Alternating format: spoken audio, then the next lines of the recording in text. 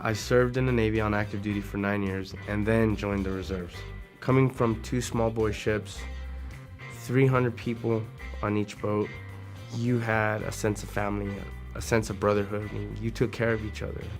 The boat was your home. I worked in repair division department, learned to be a welder. I learned to be a plumber, a pipe fitter. When I was discharged, the biggest challenge that I faced was finding work here in California.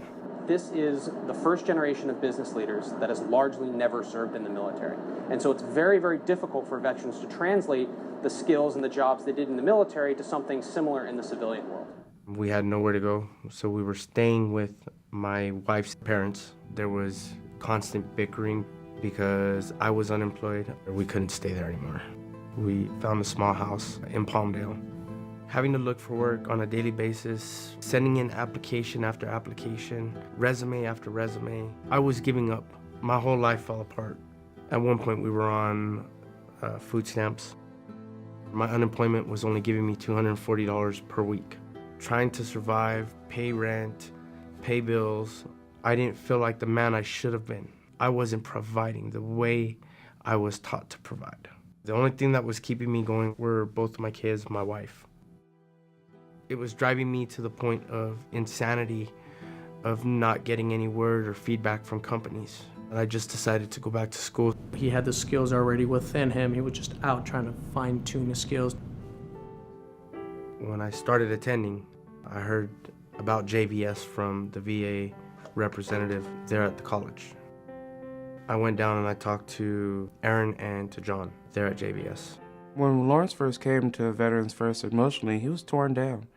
He was hurting. They were sensitive to what I needed, what I was looking for. I know what they went through. I've been at the bottom of the barrel, served in Iraq multiple times. They could relate, they could understand because of the fact that I was a veteran. Employers were looking for hard certificates, which is a problem most veterans face these days, is they're trained while they're in the military, but once they get out, they have no certifications to transfer into civilian life. What we suggested is that he couple that welding degree of certification with wind turbine training. When I heard Veterans First could fund my training at Airstreams, I was really happy about it. I was enthused.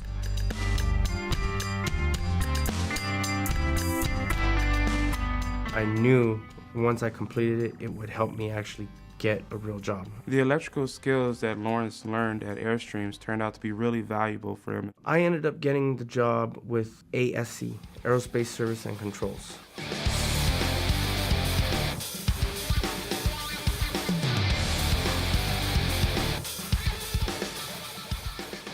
Currently, I'm an ASME welder.